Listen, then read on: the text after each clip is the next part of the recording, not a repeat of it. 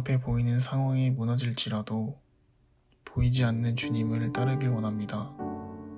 주님은 나의 왕이십니다.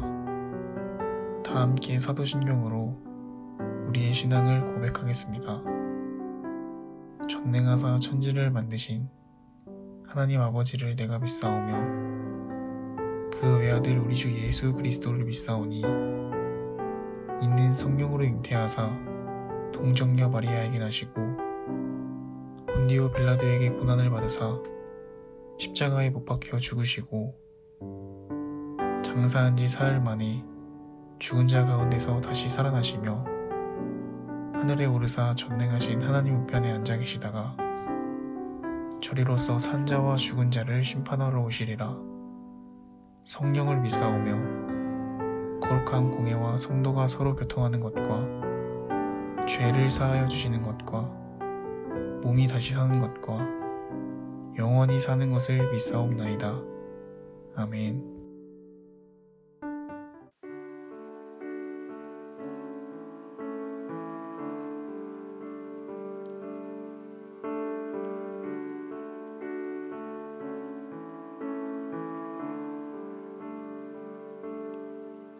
주님 내 길을 잘 아시고 내 걸음 아시네.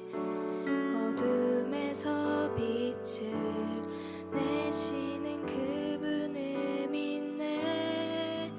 무엇으로 주를 섬길지 어디로 가야 할지 헤매이는 나를 아시고 길을 여시네.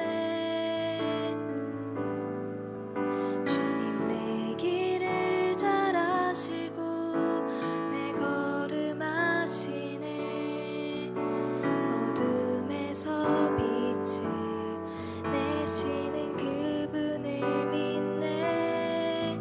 무엇으로 주를 섬길지 어디로 가야 할지 헤매이는 나를 아시고 길을 여시네. 내 삶은 주의 것, 내 삶은 주의 것, 온전한 신뢰를 주께 드리네. 보이지 않아도 믿음으로 걷네. 주 영광 바라보며 주만 따르네. 내 삶은 주의 것, 내 삶은 주의 것, 온전한 신뢰를 주께 드리네. 보이지 않아도 믿음으로 걷네. 주 영광 바라보며 주만 따르네.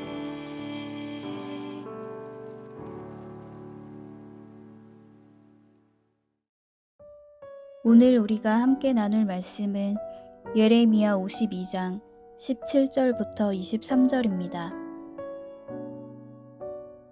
갈대아 사람은 또 여호와의 성전의 두 놋기둥과 받침들과 여호와의 성전의 놋대야를 깨뜨려 그 놋을 바벨론으로 가져갔고 가마들과 부삽들과 부집개들과 주발들과 숟가락들과 섬길 때에 쓰는 모든 놋그릇을 다 가져갔고 사령관은 잔들과 화로들과 주발들과 솥들과 촛대들과 숟가락들과 바리들 곧 금으로 만든 물건의 금과 은으로 만든 물건의 은을 가져갔더라.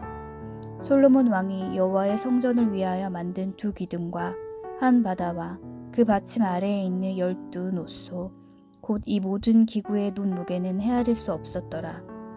그 기둥은 한 기둥의 높이가 18규빗이요 그 둘레는 12규빗이며 그 속이 비었고 그 두께는 4손가락 두께이며 기둥 위에 놋머리가 있어 그 높이가 5규빗이요 머리 사면으로 돌아가며 꾸민 망사와 석류가 다 놋이며 또 다른 기둥에도 이런 모든 것과 성류가 있었더라.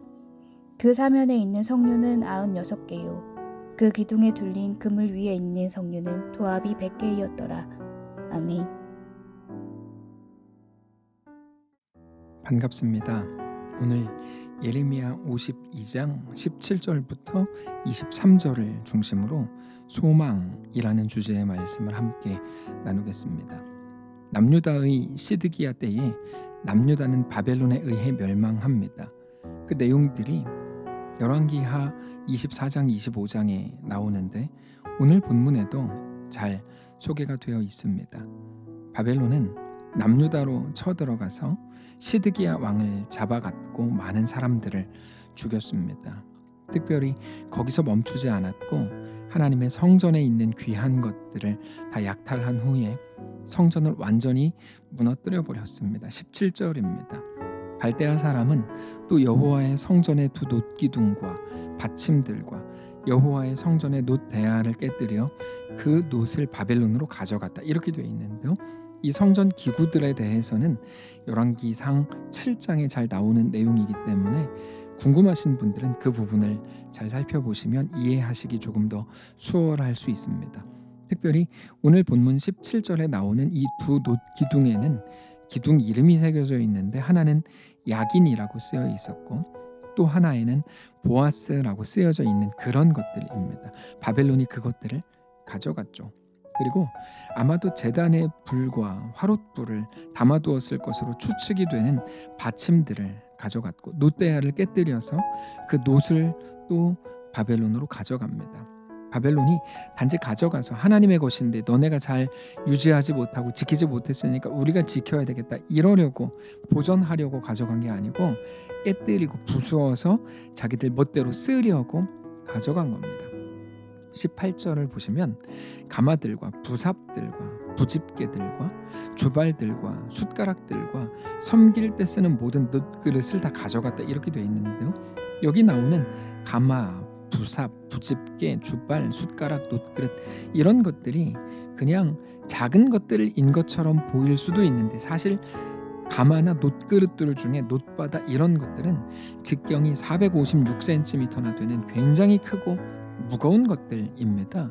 근데 바벨론이 보기에 너무 귀한 것들이었기 때문에 바벨론으로 다 가져가서 자기들이 쓴 겁니다. 그리고 바벨론은 놋뿐 아니라 금, 은 이런 것들도 다 챙겨서 가져갑니다. 19절입니다. 사령관은 잔들과 화로들과 주발들과 솥들과 촛대들과 숟가락들과 바리들 곧 금으로 만든 물건의 금과 은으로 만든 물건의 은을 가져갔더라. 근데 중요한 거는 그것들이 다 하나님의 성전에 있었던 것들이었다는 거죠. 자, 그들은 이스라엘의 것을 가져갔다고 말할지 모르지만 그거는 여러분 하나님의 것이었어요. 하나님의 성전에 있는 하나님의 것들, 하나님의 성전을 위해 모았던 것들을 그들이 가져간 거예요. 20절입니다. 솔로몬 왕이 여호와의 성전을 위하여 만든 두 기둥과 한 바다와 그 받침 아래에 있는 12놋 소 곧 이 모든 기구의 놋 두 개는 헤아릴 수 없었더라. 바벨론은 그렇게 하나님의 성전에 있는 것들을 다 가져간 후에 성전을 무너뜨려 버립니다.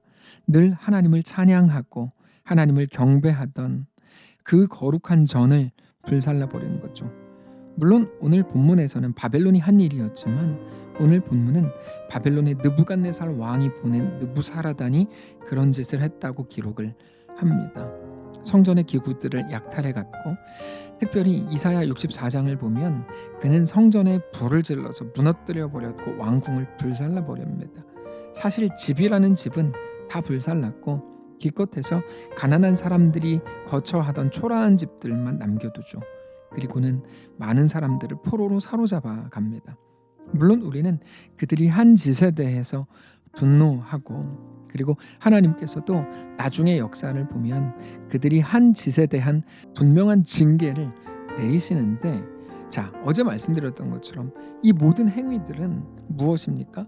하나님 없음에 마땅한 결과였다는 것을 알아야 되는 거죠. 바벨론 입장에서가 아니고 이스라엘 입장에서 하나님 없음을 한 글자로 죄라고 하거든요. 죄는 어떤 행위가 아니고 그 마음에 하나님 없음, 그 마음에 하나님 두기를 싫어하는 것입니다. 그리고는 자기들의 지혜와 방식으로 국방력을 키우고 주변 국가들과의 관계를 잘 설정하면 된다고 여긴 겁니다. 소망이 하나님께 있는 게 아니라 자기들의 방식에 있다고 믿은 거죠. 우리나 그러면 돈을 많이 벌어서 쌓아두면 되고, 건강을 잘 챙기면 되고, 운동하면 되고, 자식들에게 잘 물려주면 그만이다라고 생각을 하는 겁니다. 근데 그것으로는 안 됩니다. 그런 것들로는 죄의 영향력, 죄의 결과물로부터 어떤 것도 자유해질 수가 없습니다. 그래서 오늘 본문이 느부사라단의 잘못된 행위를 고발하는 것처럼 보이고, 그게 분명한 사실이지만 잘 생각해 보시면 바벨론뿐 아니라 이스라엘이 느끼기에 무시무시한 세력들은 얼마든지 있거든요. 이전에도 있었고 앞으로도 계속 있습니다. 그러나 그렇다고 해서 이스라엘이 그때마다 무너졌는가? 그거는 아닌 거죠. 그리고 가장 무시무시한 거는 어떤 나라나 어떤 세력이 아니라 결과적으로 죄의 결과물이라는 것을 알게 되는 겁니다. 그들의 그 하나님 없음, 그리고 하나님 없음이 그들에게 어쩌면 너무나 당연하다고 인식되고 있는 그 모습이 너무 안타까운 거예요. 오늘 본문에서 바벨론을 잘 보시면 하나씩 뺏어가고 집을 무너뜨리고 성전을 회파합니다.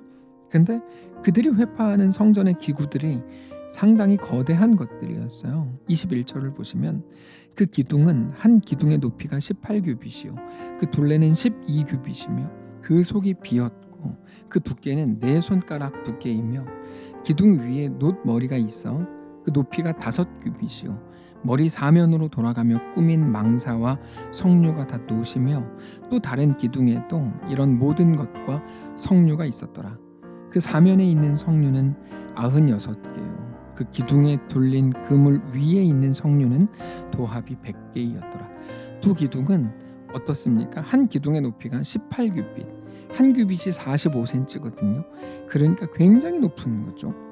그 둘레가 12규빗, 두께가 4손가락의 두께나 될 만큼 거대했고 성류, 돌로 된 장식을 말하는데 그 개수만 해도 96개고 그물 위에 있는 성류는 100개나 될 만큼 어마어마한 것들이었다는 겁니다.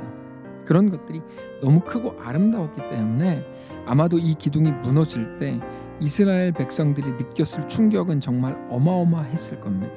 그게 모두가 다 그들의 죄악의 결과물이었다는 겁니다. 그러니까 단지 뺏겼다, 손해봤다, 잃어버렸다 이런 것들을 죄의 결과물이라고 소개하는 게 아니라 그들은 어떤 것도 막을 수 없더라. 자기들이 생각한 모든 대안과 힘이 어떤 것도 대안이 될 수 없더라. 이것을 깨닫는 것이 가장 큰 충격인 거죠. 어제도 말씀을 나누었지만 우리가 오직 하나님 안에 거하는 것만이 우리의 유일한 소망이라는 것을 성도 여러분 기억하셔야 됩니다. 우리는 하나님이 아닌 것들에 너무 자주 소망을 둡니다. 그게 정말 어떤 힘이 있는 것처럼 느껴지고 나를 위해 무언가를 해줄 수 있을 것처럼 생각을 하는 거예요. 자기가 준비한 그 돈 혹은 조금 잘 되는 어떤 일, 남들에게 받는 인정과 칭찬 이런 것들이 자기에게 어떤 소망이 된다고 정말로 믿는 것 같아요. 그렇지 않습니다. 하나님 아닌 것들에 소망을 두시면 안 됩니다. 성도 여러분, 하나님이 아닌 것들을 얻기 위해서 하나님께 나아가는 것까지도 우리는 행하는데요. 그러나 우리의 유일한 소망이 오직 하나님이신 것을 우리는 알아야 합니다. 오직 하나님 안에 소망이 있고 하나님 안에 평강이 있고 하나님 안에 우리의 살 길이 있다는 그 말이 어떤 의미인지 알아야 합니다. 예수님께서는 오직 예수님만 우리의 길과 진리와 생명이라고 말씀을 하십니다. 성도 여러분, 오늘 하루 동안에도 우리에게 아마 많은 유혹들이 있을 겁니다. 유혹이라는 게 대단한 게 아닙니다. 유혹은 하나님이 아닌 다른 것들이 마치 나의 소망이 되고 나의 대안이 될 수 있을 것처럼 다가오는 것, 그것이 유혹입니다. 다만 그 앞에서 내 소망은 오직 하나님 한 분입니다. 정직히 고백하실 수 있기를 원합니다. 그렇게 우리의 삶이 오직 하나님께 속한 자가 되고 하나님과 믿음으로 동행하는 자들이 되시기를 주님 이름으로 축복합니다. 기도하겠습니다. 살아계신 하나님 감사합니다. 오늘 우리 앞에 펼쳐질 수많은 유혹들 앞에서 여전히 그러나 하나님만을 보게 하시고 내 소망이 오직 하나님이시라고 정직히 고백하게 하옵소서. 내가 믿던 그것들, 눈앞에 있는 것들이 다 사라져가고 힘을 잃고 그게 아무것도 아니었다는 것이 드러나는 그 모든 순간이 어쩌면 우리에게 매일같이 다가올 텐데, 그때마다 실망해서 끝내버려야지가 아니고 내 소망은 하나님 한 분입니다. 다시금 고백하는 귀한 우리의 매일, 특별히 우리에게 허락된 오늘 되도록 인도해 주시옵소서. 우리 주인 되신 살아계신 예수님의 이름으로 기도합니다. 아멘. 사랑하는 성도 여러분, 하나님께서 오늘 하루를 우리에게 허락하셨습니다. 믿음으로 나아가시기를 바라고, 어떤 상황 속에서도 하나님만 소망이심을 정직히 고백하는 귀한 우리의 승리의 날이 되시기를 바랍니다.